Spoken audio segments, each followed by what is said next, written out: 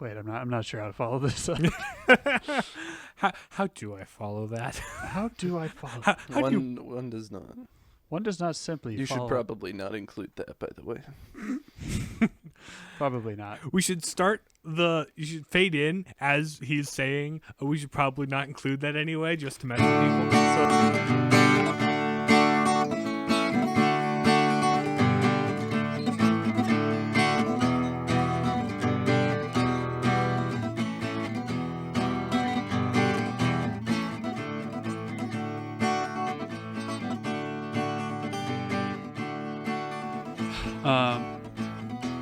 Right. Right, yeah. Right.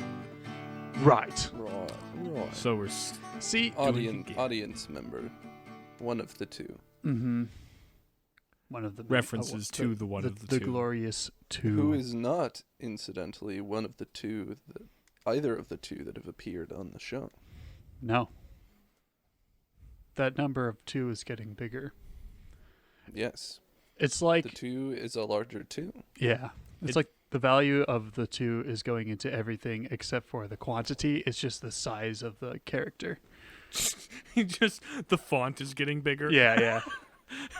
So it's like however many points font every time we add a listener, that just adds to the size instead of the quantity. But Correct. so I guess how have things been since last you were on the pod, Riley? Oh, I had a nice, relaxing retreat. Very tech-free and relaxing and prayerful. I which was could go for a great. retreat right about now. Fantastic. As being seminarians, we get to... Well, I'm not canonically a seminarian yet, but the fact remains that we're supposed to take a retreat every year. Mhm. So Mm-hmm. we get to because we have time to, which is nice. So is that just on the grounds of the seminary then, or? Yeah, normally we would go somewhere. Different Right. years have different things. I feel really bad for the deacons because they usually get to go to Switzerland at the mother house. Dang. At the mother house of our Benedictine Abbey, which is Our Lady of Einsiedeln. Mm, So that feels bad. dang. Feels bad, man. I only missed out on West Virginia, so that's not as much. Mountain then you Mama, take me home. Country road. But then you could say you've been to West Virginia and never really like have that checked off your list without really trying. Just like, okay, I've Yep. done it. I don't know. It's probably nice enough. I feel like the number of people who go to West Virginia at any point is If they're not coal miners. if they're not in the coal business, you just don't have a lot of reason to go to West Virginia. The only reason why I know anything about West Virginia is because of the movie October Skies with Jake Gyllenhaal as Rocket Boy. He was a baby in that movie. Oh my He gosh. was pretty young, He like a was- teenager. yeah. That's also That's how I good. learned to swear, was watching that movie. I don't know what my parents were thinking. It's like, because they knew we were watching the movie, and they must have it must be like one of those things where you It's gonna forget. happen sooner or later. Yeah, that's true. I And mean, there's may as just well some of start those on- movies that the language, you don't think about the language in it Until until you it's too late. play it, and it's like, oh yeah, they do say that in there. Yeah, Whoops. because I remember we watched it one afternoon. Of course, maybe I was young enough where they thought, oh, he probably won't pick up on it, which was Dude, the younger you are, the more the you pick up on it. You experiment with your vocabulary, we'll say. So my brothers and I were getting ready to go outside and play in the woods or whatever, and I remember looking up at Ryan. I was like, I'm going to try this new word I learned from October Skies. And so I just yelled the S word at him, and he's like, no, shh, no, don't say that. Don't say that. Don't let mom hear you. I was like, what? It's like, I kind of knew I wasn't supposed to say it, but I didn't know what the word was. So that was my brazen 4-year-old. I learned how to say shut up from Thomas the Tank Engine. Which my mom said, I never said anything naughty until I watched Thomas the Tank Engine, and then she couldn't get me to stop. Dude, the trains in that show are absolutely awful to each other. Yeah. They're like, The So character petty. the character James is kind of the worst in that. And my siblings would try to say, see, you're acting like James the Tank Engine. I'm like, no, I'm not. He sucks. he kind of is the worst. Yeah. Thomas isn't even that great most of the time. No, he's just a total troll that likes to be a Yes. total Trained mean equivalent person of- to his yeah. friends. He's very useful though. So if in this As long as he is of use to the fat controller, Yes, he can this- stay on the island. this utilitarian dystopia that they live in on the island of Sodor. You don't want to work in the quarries, do you? Air quotes on quarries, where it's if they really get put down. Yeah. It's like, I haven't seen him in a long time. Oh, he's just working in the quarries. Well, it's like instances where they the, just the like fact that it's narrated by George Carlin. I know should- the American version. Yeah, I think the British version is Ringo Starr. Or Or like like the that- 80s. That sounds right. That And I sounds think right. eventually Eric Badrin narrated like from like the late 90s, early 2000s, something like that. But yeah, it was, speaking of British/American TV shows, it sort of wrecked my brain that Bob the Builder was originally a British show and not American. And I was like, man, I missed out on years of quality British accents in my children's programming. Why did they take that away from me? why did they Why redub did it? Why did they dub it into American English? Because I don't know. Because it was later when we would like borrow a more modern like DVD from the library because a kid wanted to It's borrow like, it. wait, they're And it's like, British? wait, why does Spud have that awful like grating accent? It was like, Spud is the worst. he kind of is. I feel like with those kids shows, there's always that character that's just the worst, and you hate them. And sometimes they're supposed to be, and other times they're just annoying. Sometimes they're meant to be funny and silly, but Mhm. it's like, no, It's you're like- just a massively awful person. Yeah.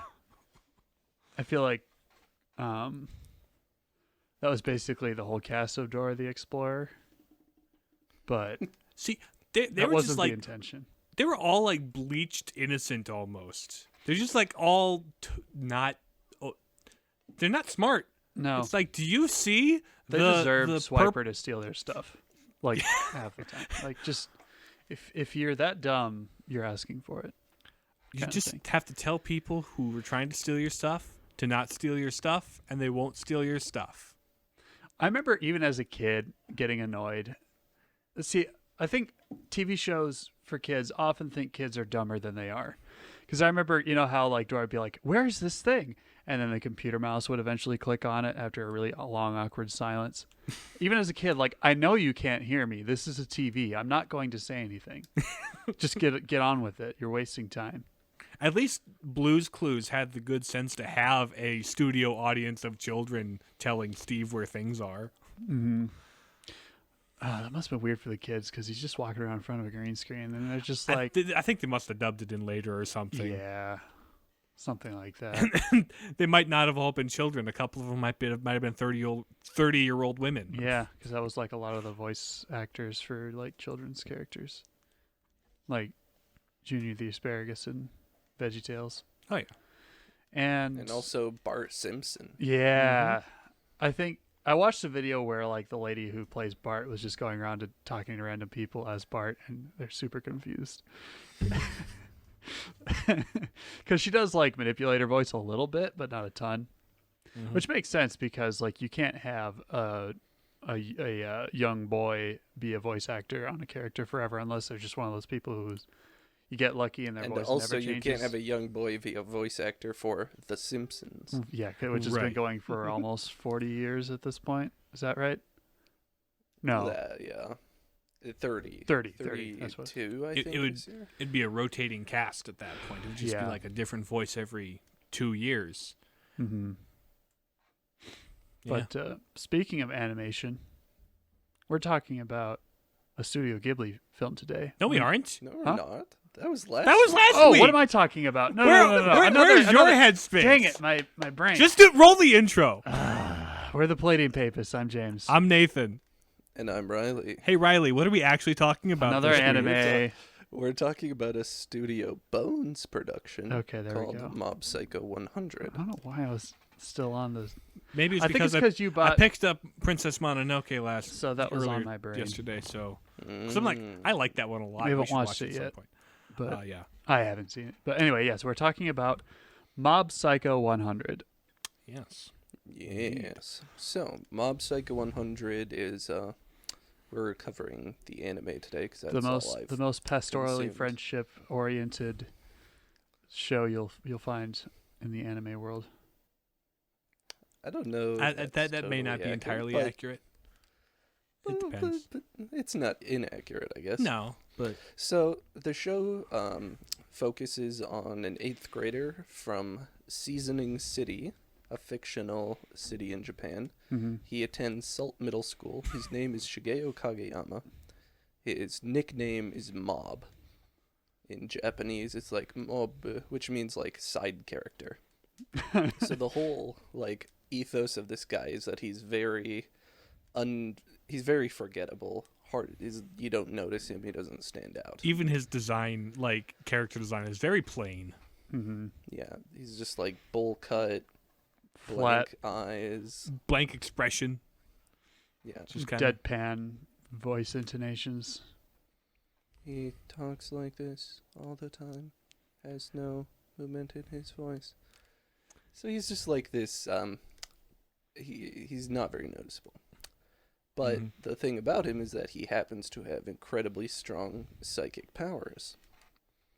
He doesn't use them on other people as a rule because his mentor / master Reagan Arataka kind of advised him not to to kind of get him to make his way in the world without using these super powerful abilities he has to coerce and manipulate his way through life. But become an actually strong person.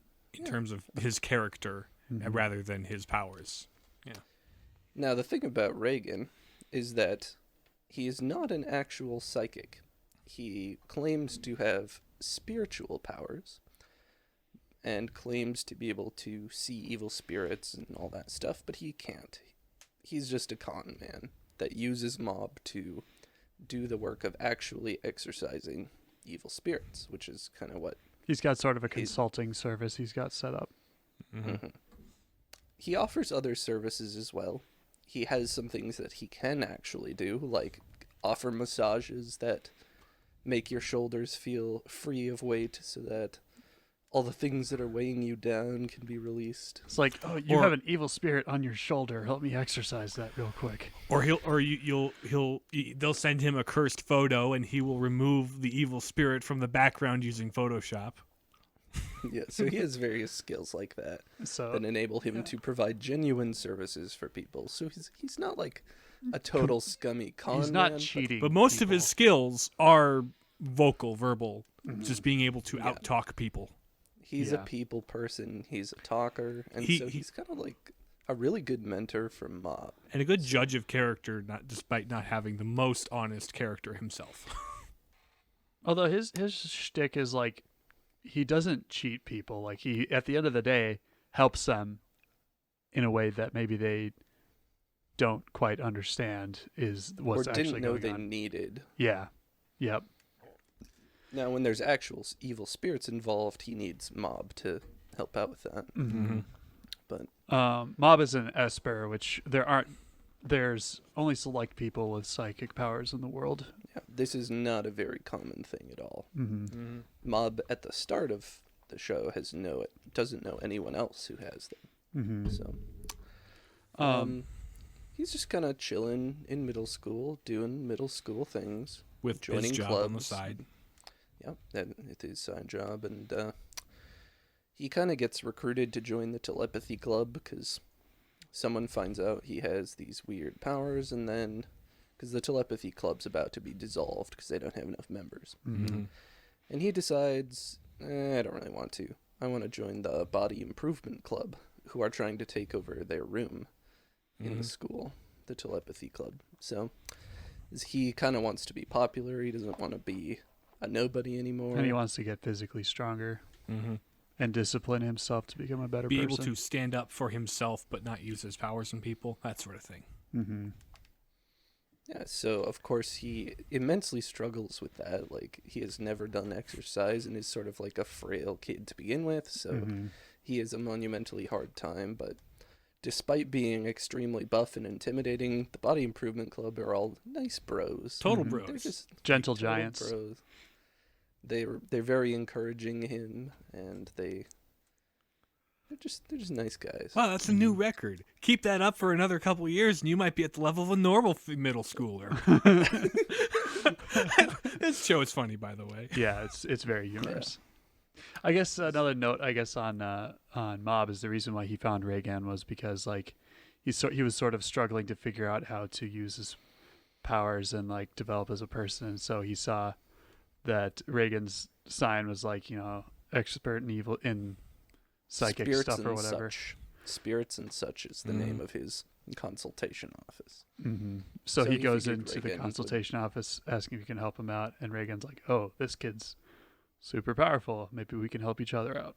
But yeah, Mob is generally speaking trying to become a better person and needs help from people now and again. Mm-hmm. So he goes and does various middle school activities, and as he's walking home one day, this cult sort of tries to recruit him, and he's like, well, I don't really feel like I'm unhappy, but this cult of smiling people they're just doing things down here, so I'm going to go see what they're about. So he goes down there, and it turns out that an evil spirit is possessing the leader of the cult, so they have a big showdown, and here we witness Mob's first explosion. So in the title, Mob Psycho 100, you see that the number is kind of like Mob's percentage of, I don't know really. Emotional stress. Yeah. The kid isn't very good at processing emotions. So either he feels relatively nothing or like everything all at once. He's either 0 or 100, right? So like, his psychic powers are tied to his emotions. So when his emotions go out of control, he goes into like this psychic rage based on what emotion is dominating at the moment. he goes like Super Saiyan, basically. Pretty with, much, yeah. With emotional powers. Nearly So- unstoppable. I forget what the first emotion he explodes. I think it on might is, be but angry. He might Yeah, just get it's- really angry at the At the cult. at Dimple, the cult leader. Yeah, the cult, which turns the way I think, doesn't he gain control over people by making them laugh or something like that? But he can't make Mob laugh because he's just sort of deadpan. Doesn't really. And also, Mob is an Esper and can block that sort of stuff. Mhm. Mm-hmm. So he has a big old fight with Dimple and almost exorcises him, but decides to spare him.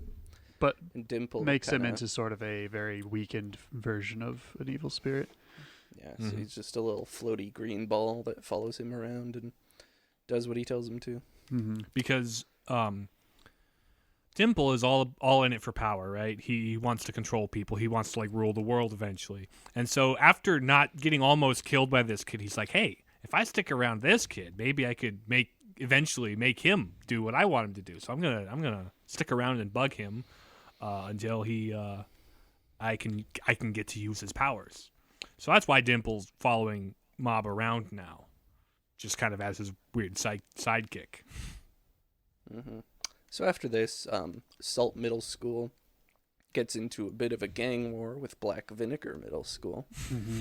And Black Vinegar Middle School has this absurdly powerful like gang leader, and he just like takes on 50 dudes at once, and he's unstoppable. Because every middle school in Seasoning City has a He's gang, a gang. Yep. that are all rivals. They have It's- turf wars. So, yeah, they're having a turf war, and the gang leader at Salt Middle School tries to convince the Body Improvement Club to come in and help them fight this guy, but they're not about that. They're strictly non-violent. Well, they're not strictly non-violent, but they're kind of like, I want to stay out of this. They want to be honorable and Yeah. use their strength for good. Mm-hmm. So the gang leader kidnaps Mob as a bait to try to get the Body Improvement Club to come rescue him. And of course, Mob is an Esper and doesn't really like have any trouble with this other guy at Black Vinegar Middle School, who, as it turns out, is also an Esper. Mm-hmm.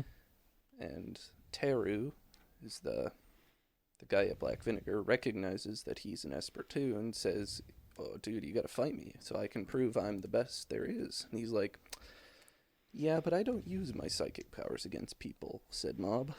He's like, "Oh, you're gonna dishonor me by not fighting me, and I'm just gonna beat you up then."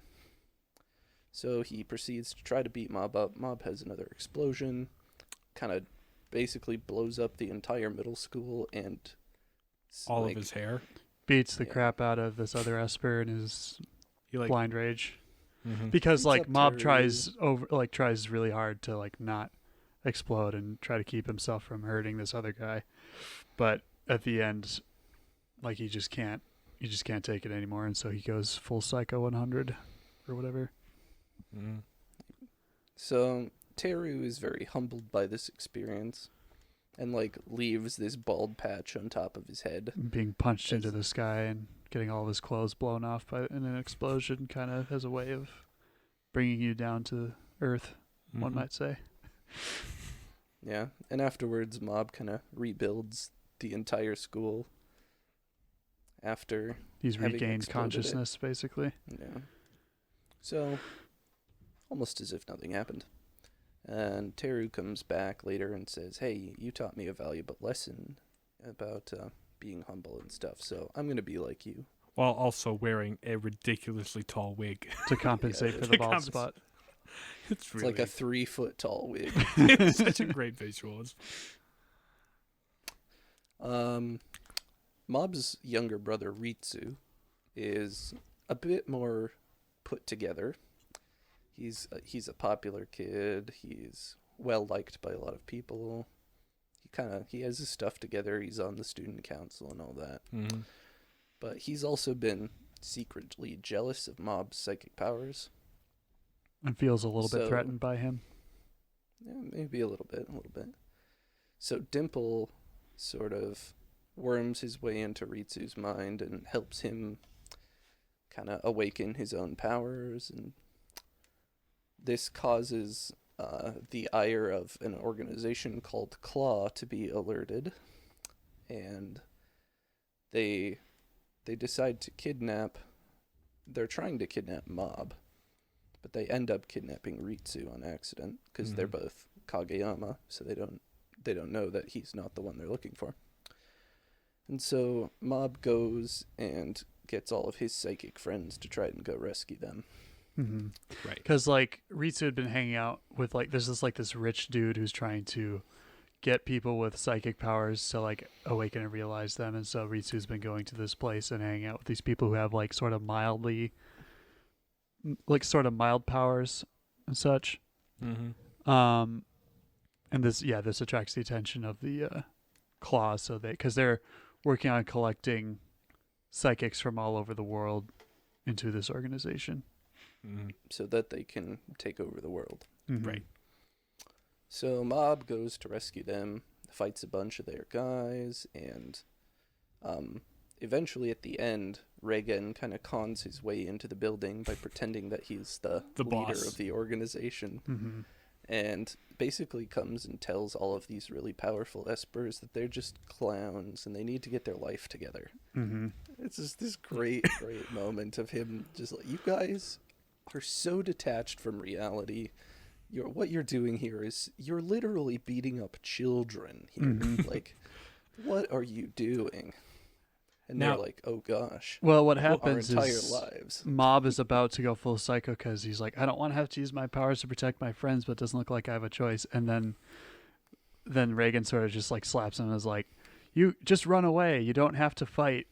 You know, Trust 'cause- me. Yeah, trust And me. then what happens is Mob Mob accidentally- like transfers like his psychic abilities to Reagan for a short period, so he's just like an invincible guy, which is how he was able to get in a position where he could talk down the Claw heads of division or whatever, the scars as they're called because they all have a scar. yeah. So like they can't make a move against him, and he's just yelling at them about how much big of a failure they are in their lives for It's this. how kind of pathetic and dumb they're being with And their- they show just how pathetic they are when they're, beating like up the one against guy him. has like this like katana that he's cursed over and over again until it becomes a powerful weapon, and then he like breaks it on the back of on the back of Reagan, and he's like, "What is this thing? Is this plastic? Seriously?" And they're all This just other guy is like these useless, oversized shoulder pads that don't actually do anything. calling them out for like their crazy costumes and stuff. And so he's able to convince these people to rethink their life, basically.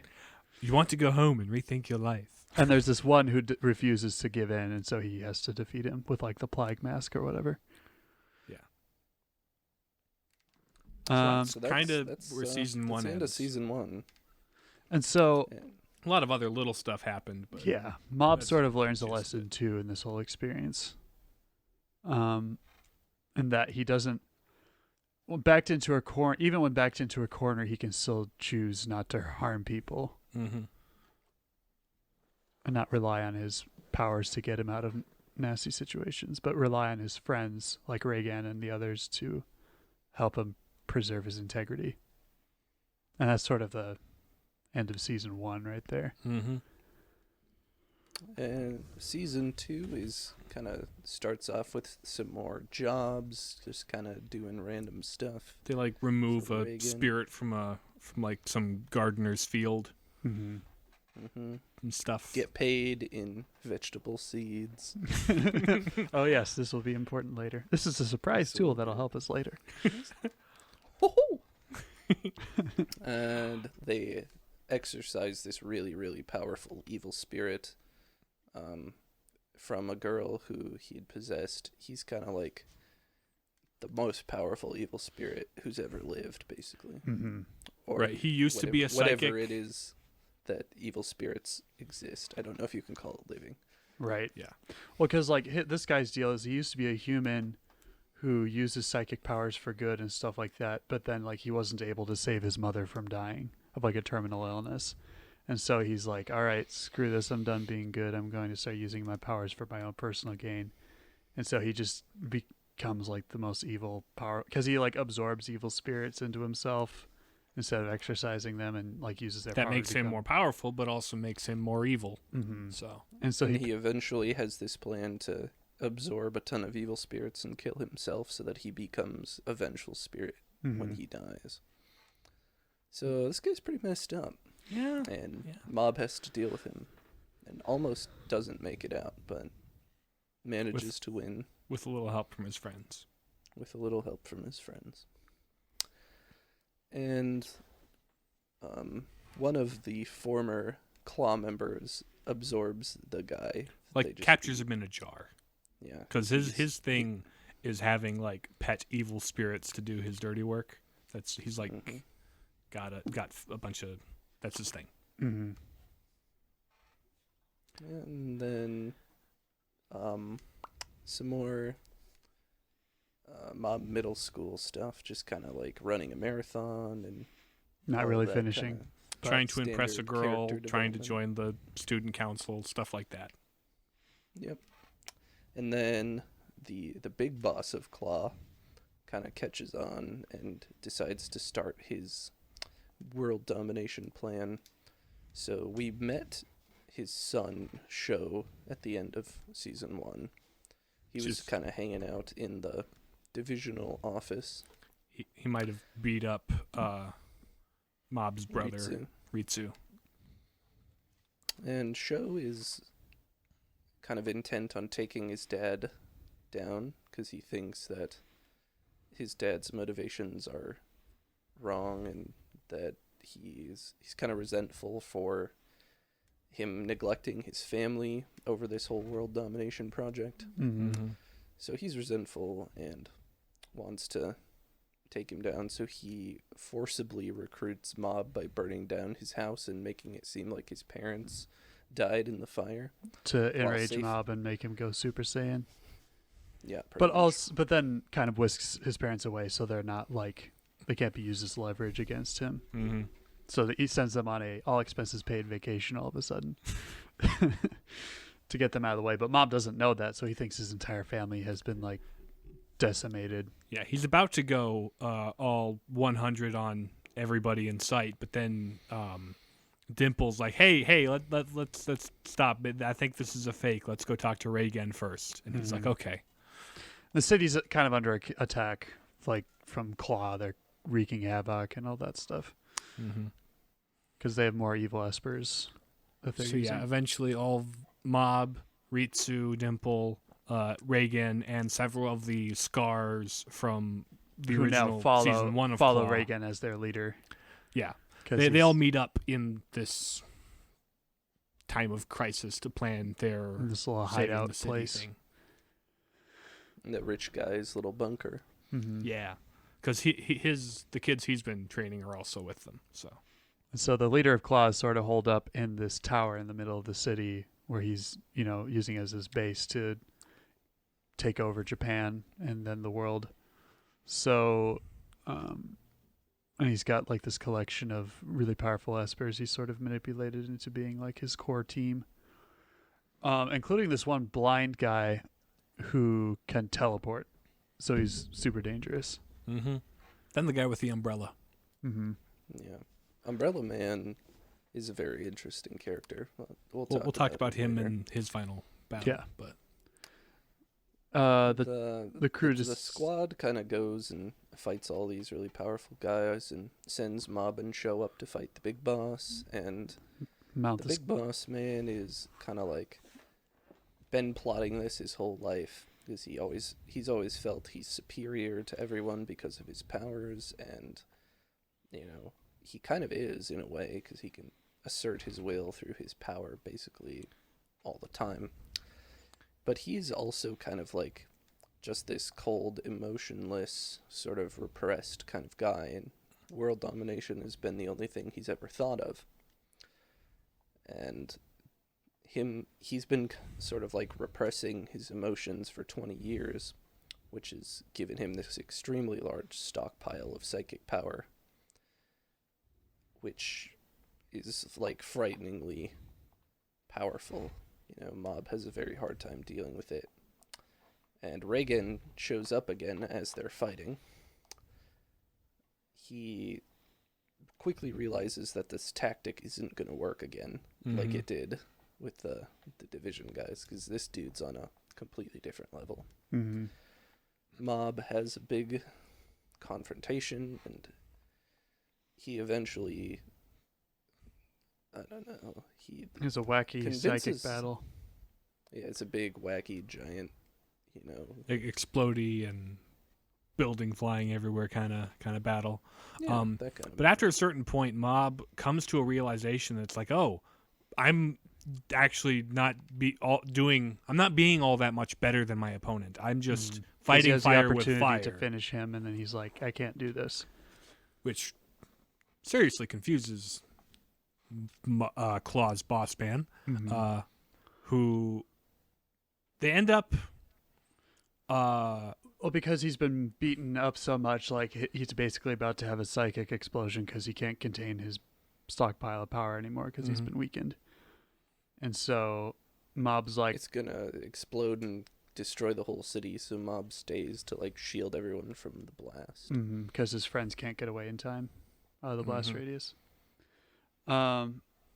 So there's the big explosion, and then a giant broccoli sprouts in the middle of the Giant city. broccoli. Because if The, you the recall, power of friendship and compassion allows Mob to Deflect save the blast power. and Yeah, stay alive, and divert it all into these seeds which he got in his pocket that he was paid, that we mentioned earlier. Mm-hmm. so yeah, he redirects all of the explosive energy into energy that makes this broccoli grow into like a giant mushroom cloud. Mm-hmm. Which he forgot they were even there, so he sort of did unconsciously. accident. Yeah. But in like a self-sacrificial way. Mm-hmm. So yeah, Saves the day. saves the day. That's And that's then kind of the plot. the father makes up with the son as he's going to jail, and yeah, A couple of the people they fight on that we talked about Umbrella Guy, He- who's sort of the bodyguard of the big bad guy. Let's talk about him a little bit. Yeah, Serizawa is kind of like, he was kind of a shut-in because he, like Mob, had very little control over his psychic powers. So Mhm. anytime anyone was near him, he would kind of accidentally lash out and harm them. So he just kind of stayed in his room and played video games and was kind of just a degenerate, basically. Mm-hmm. And then Claw Boss Man comes along and says, I can help you. And he's like, oh, you're not one of those psychologists. I don't want anything to do with you. And he's like, no, I'm like you. And he's like not getting hurt by Serizawa. So he's like, oh man, I'm saved.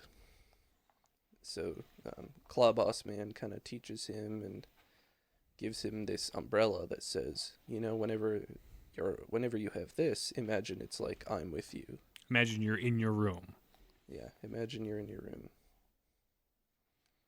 So that allows Serizawa to kind of be a functional person in the world. Because he's got like this really But intense sort also- of agoraphobia type of thing going Yeah. on.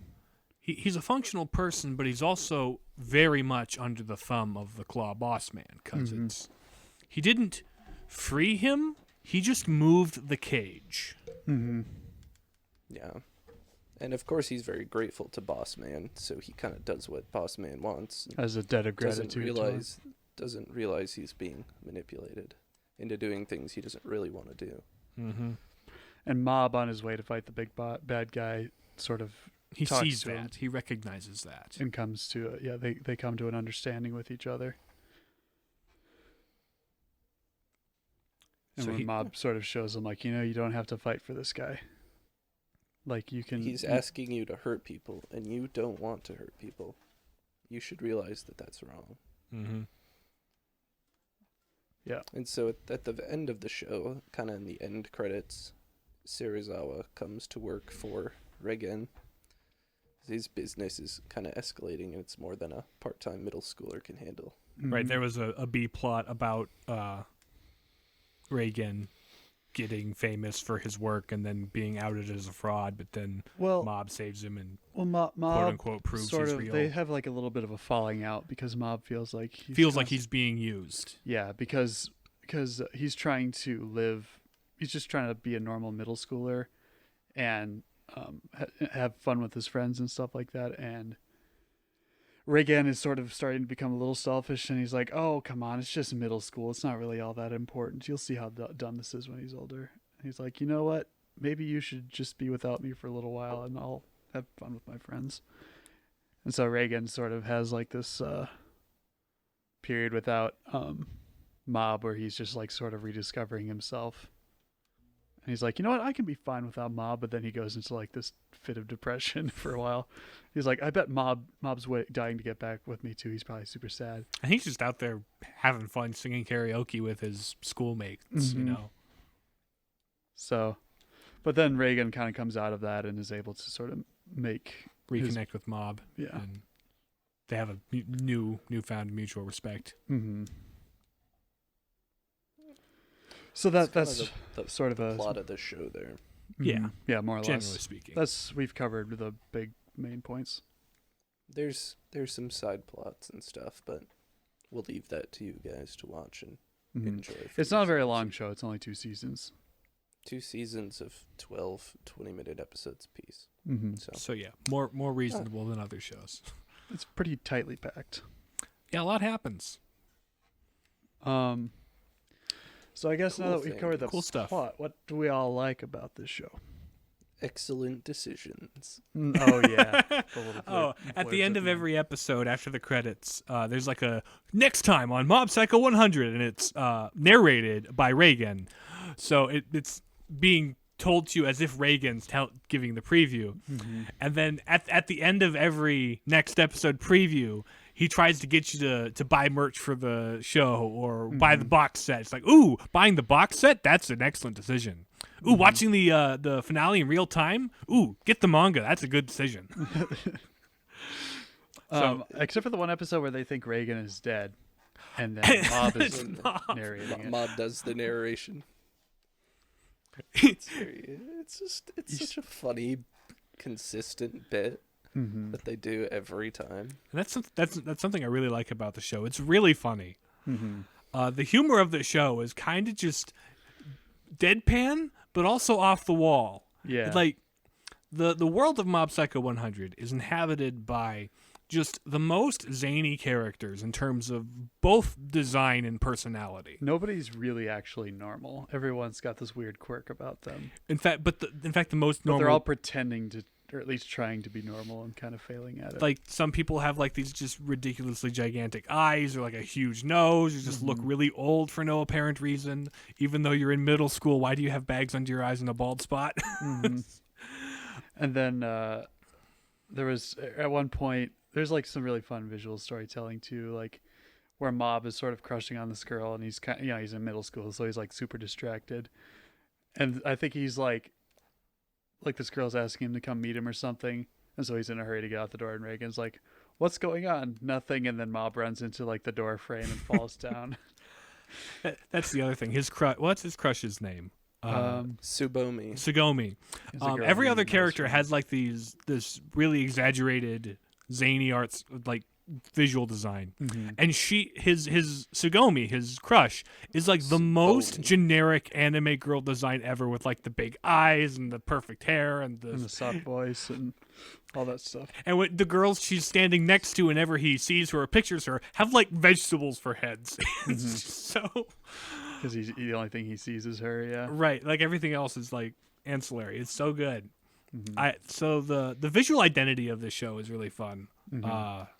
The openings are some of my favorite animation that exists. And the psychic fights get really trippy, and it's so fun. Yeah. Imagine Just like, if nothing else, just go in YouTube and like watch the opening. Like, It's just they're just crazy, absolute, off the wall, like acid trip animations, but they're so so full of personality. yeah. The show has a personality to it. And in like the world full of crazy looking people, Mob is the most neutral looking guy, the most neutral like reactions and expressions to things. So his lack of reaction makes the rest of the world seem all the crazier. It's I mean, so I suppose fun. you could say the theme of the show is personality. It is. And Yeah. I was going to get to that. Well, there we go. Should we get into our transcendental analysis? No, it's No? still Okay. themes and cool stuff. We're not there Yeah, yet, Well, okay. unless we're running obviously out of time. there's the very obvious theme of emotions and the way that emotions develop and what emotions have in terms of power over your life. Mm-hmm. If it was pretty easy to understand that before we were explicitly told in season 2 that psychic powers are directly impacted by emotions. But I think that there's like a real life analogy to the way that the emotional explosions are portrayed. Mm-hmm. Like, if you continually repress your emotions all the time and have no outlet for them, they're going to end up exploding in ways that you don't want. That are ultimately just destructive. Yeah, and we see that like every time one of Mob's explosions occur. Like, his personality is totally transformed. He goes from being this like flat, deadpan Meek. guy to being, he's just like A totally being of pure consumed. rage, or a being of pure, fear, or Sadness. sadness. Mm-hmm. And he sort of becomes like detached and remorseless. Like, he doesn't care what happens. He just needs to vent this emotion off of him, and he needs to remove the threat. Mm-hmm. It's So kind of kinda- similar to like in Avatar, where Aang sort of loses control for a little bit when he's in the Avatar state. It's sort of a similar deal there. Yeah, but this kind of has has a point to it. Mm-hmm. Like, But at the same time, there's that's how emotions work in real life. Yeah. If you store something up and you never deal with it, it's going to manifest itself in a way that's really harmful to people around you and yourself. Yeah. Then I would say there's the evil spirit guy, who is kind of the opposite. Not Dimple. Oh, the the other guy, the yeah. really bad evil spirit guy, Mogami. because he was acting purely on his emotions. He like never stopped feeling angry and afraid and hateful toward people he sees as inferior. he was very self-serving and very trying to please himself. Yeah. And so acting purely on emotion also He sort leads of down a very dark, suppressed his very twisted compassion. road. And remorse Yeah. for the things he'd done. That was sort of where his repression. So came in. the main two antagonists of season 2 kind of had opposites going on there, yeah, where one was kind of Total just repression. One was total expression. yeah. right.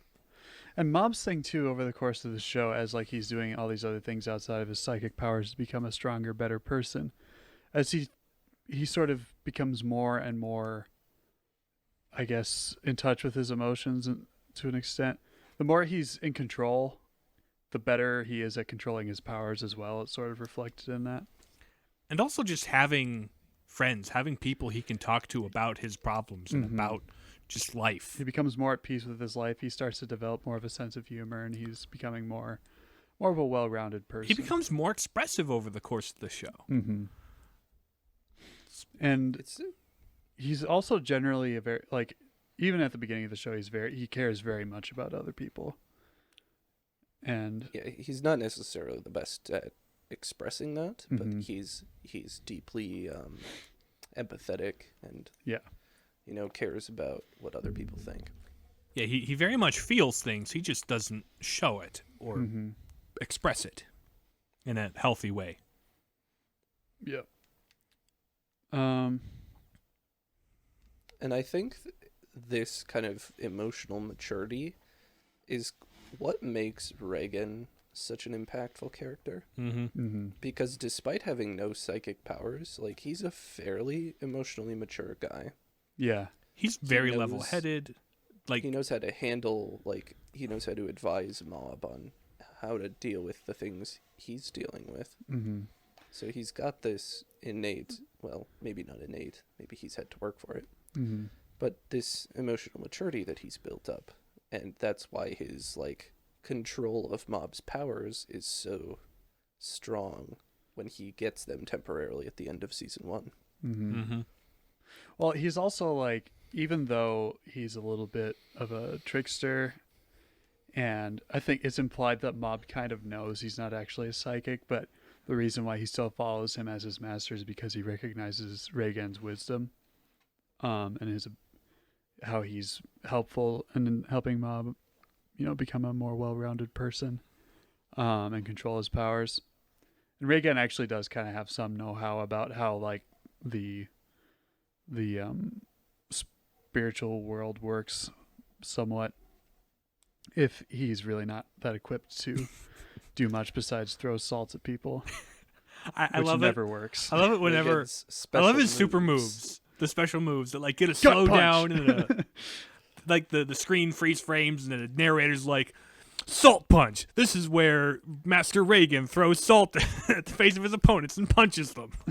Because one thing he recognizes is that he can't really go toe to toe with these psychics on their spiritual level, but on a human level, he very much has this ability to. He has Overcome. the ability to just read people. Mm-hmm. He's really good, a really good judge of people, which is part of what makes him a good con man. But he also doesn't abuse that totally. Right, yeah. He makes money, but then he gives people relief from their problems when they come to him, but in a way that they didn't necessarily know they needed, because they're like, oh, it's probably an evil spirit. He's able to recognize, in the cases where it's not, actually you just have back problems, here, let me give you a massage. I'll tell you it's an evil spirit if it makes you feel better. And then sometimes when it's an evil spirit, he's just Mob, do your thing. Actually, you just needed closure that you never got to talk to your dad before he passed away. Yeah. He's able to recognize that with one guy that comes into his office and wants a seance with his dead father. Mm-hmm. Yeah. Stuff like that. Yeah. Good stuff. I think there's one of the other important themes in the show is the theme of following one's desires.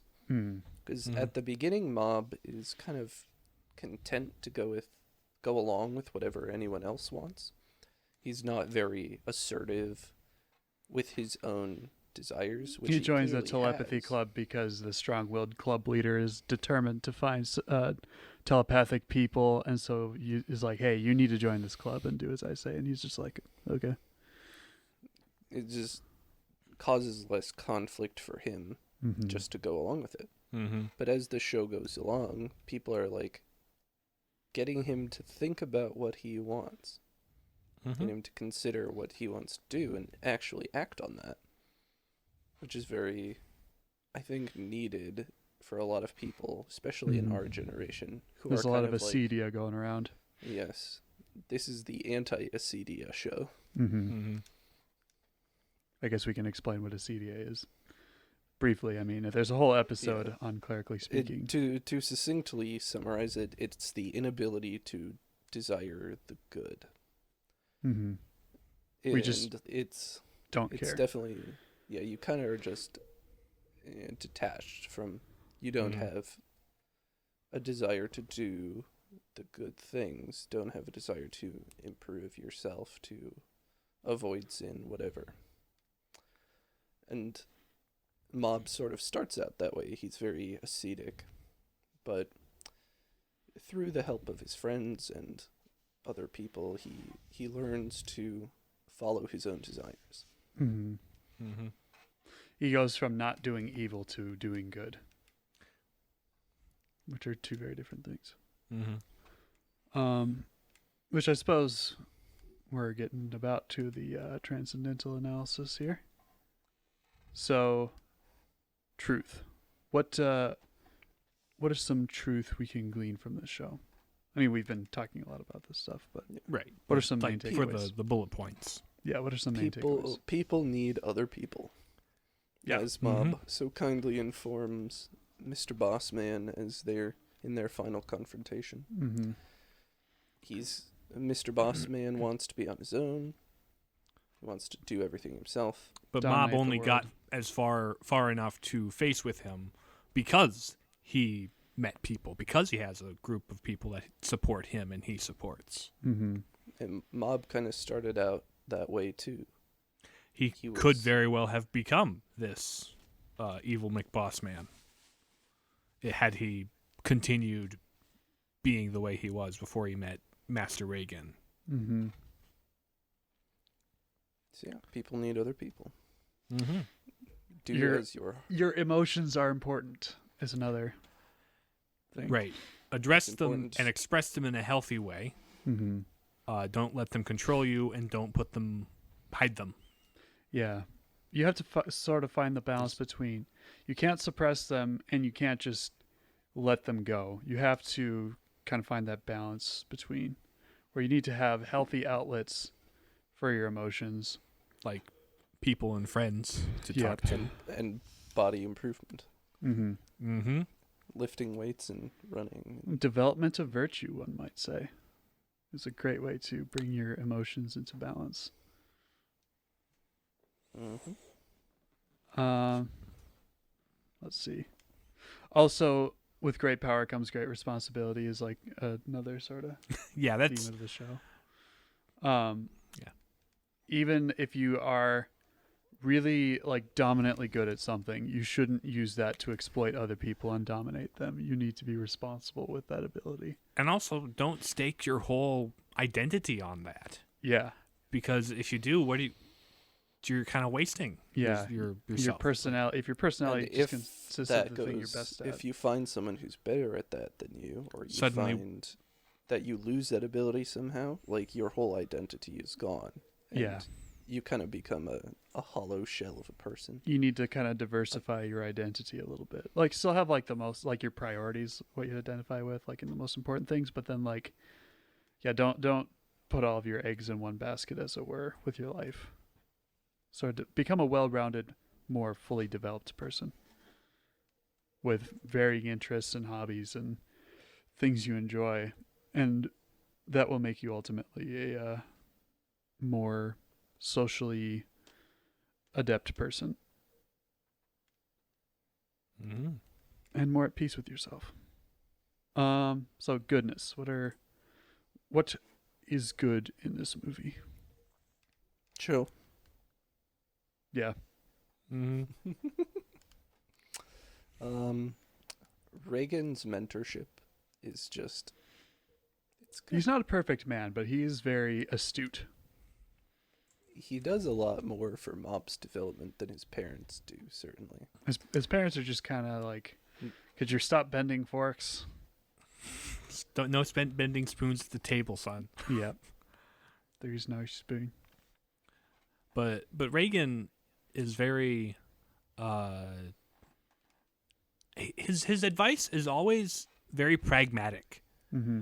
Very it's you have trouble controlling your powers. Well, control these other parts of your life. He's got this know? onus on perspective, I think. If you get so wrapped up in the problems going on inside your head and aren't able to focus on like what's going on with others, like if you're so wrapped up in yourself, you're not going to be able to function. Mm-hmm. So you gotta put your struggles into perspective and learn some compassion. So yeah, his mentorship toward Mob is really, really good. Mm-hmm. Good thing to see. Also the friendships. Oh yes, And the like- Body Improvement Club are total bros. Yeah. Mob gets picked on, and they step in, and they're like these 6 foot tall, burly 8th graders. He's on his way to school one day, and these kids from another middle school are like, "Hey, that looks like a nice lunch. Like, we give it to us." And then like Ritsu shows up, his brother, and then like the Body Improvement Club guys are all like, "Hey, you messing with Mob?" And then Mob's just over off in the corner, like, "Guys, I'm okay. It's fine. Don't have to worry about it." And they're just so he has like this really strong support system Mm-hmm.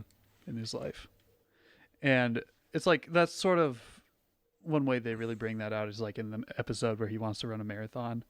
Like everyone's like, he's not going to finish the race, but like we'll support him. We're gonna give him support because he's really trying to improve himself. So even his parents are And like, once again, Reagan kind of shows up as he's running and runs with him for a while. mm-hmm.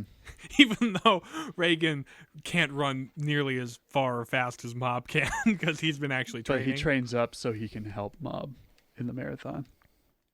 So he's like willing to walk with him or Mhm. run with him, as it were. So yeah, really strong support system. And then Mob's ability to remember that, like, use restraint in terms of using his powers against even the most evil people, like trying to avoid bringing harm to others as much as possible. Right. Is like another theme of the Ultimately, it's his empathy that helps him win battles. show. Mm-hmm. It's reaching out and making that human to human connection that is what causes him to win. Mm-hmm. Because at the end of the day, you're dealing with people, Yeah. and people need people. Yep. You know? And destroying a person at the end of the day makes you both. Destroying a monster at the end of the day just makes there be two monsters. Well, the number of monsters doesn't change. Yeah. One goes down, another.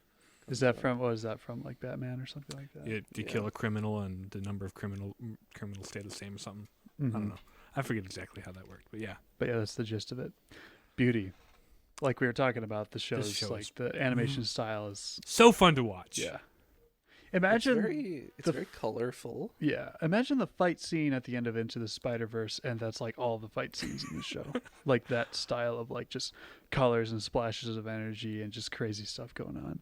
Like not one to one, but like it's got sort of a similar like Yeah, the vibe show's to it. really zany when it wants to be, but it also can slow down and be more subtle.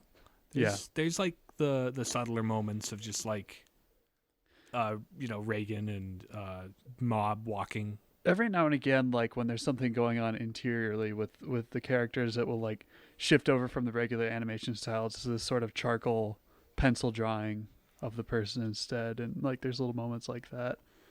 And also like this sort of multicolored, glassy, spiritual energy stuff that will pop up, and the fight scenes are just kind of crazy, and yeah, it's a very beautifully animated show, but it's like, If you happened to watch Gurren Lagann, it's like very much a color scheme that Gurren Lagann uses towards the end. Mm-hmm. So it's not super run-of-the-mill animation by any stretch.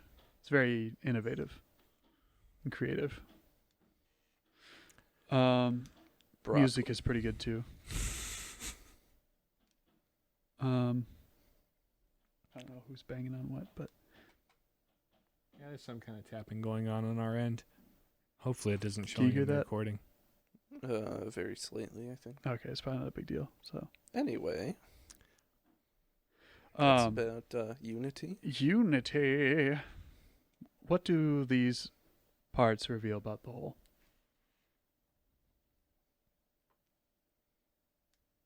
It's all united around the theme of emotion. Mm-hmm. Mm-hmm. Like the powers run on emotion. The enemies, like the various characters, have like different things to say about how one handles emotion. Mm-hmm. That is one of the core tenets of the show. Because, Definitely. like, I mean, in real life too, like there's sort of different people are As a matter of place fact, too much of an emphasis on emotion, and others place too much of an emphasis on just cold rationality. And the reality is, you need both in order to become a better person. even from the very beginning, you had that cult of happy people who wanted to Yeah. just wash away all their other emotions, be happy, and blindly follow Dimple. And they were just like hysterical and like kind of lost control of their own, because he was like hypnotizing them. It's like, oh, But then after they- happy. Then after he breaks up that cult, they create the cult of Mob and try and find Him to be the- there later, because they want Which is- they want to keep that feeling of like letting go of all their negative emotions. They just want to be happy and laugh. It's a weird B plot that never really resolves, No, but it's just kind of a funny background thing going on, because there's like because Mob has no clue Yeah. that any of this is happening, and they're like, "It's our glorious leader." It's kind of almost like the life of Brian, where A all little these bit. people are Ex- like, "This guy's the Messiah," and Brian's just like, "Leave me alone. I'm not the Messiah." But that's a weird movie. Monty it Python. is very weird. Yeah. So, if Yeah. they want to hear us talk about a story again, where can they find us? You can listen to us on Spotify, Stitcher, Google Podcasts, and Apple Podcasts.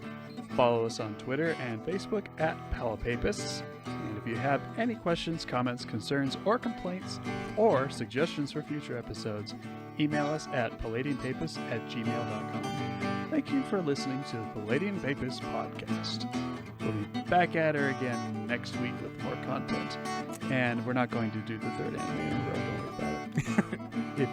about it. Well, If you we listen have to them, good stuff's coming down the pipeline. We've been Good stuff in there. guys just preparing For quite a while. something we've been talking about for a while, but even longer than Dark Souls at this point. So it's coming up.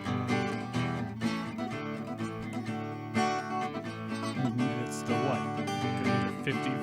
All right, cliffhanger time. You'll find out next week on.